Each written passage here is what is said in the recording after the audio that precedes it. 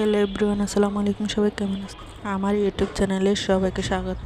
আজকের রেসিপিটা হচ্ছে বাপা পুলি পিঠা। প্রথমে নারকেলটাকে ভেঙে নিলাম, তারপর নারকেলটাকে কুড়িয়ে নেব,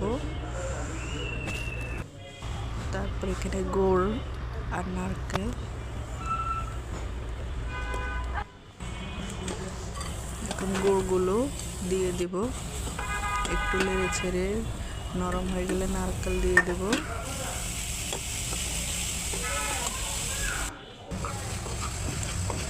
তারপর হয়ে গেছে,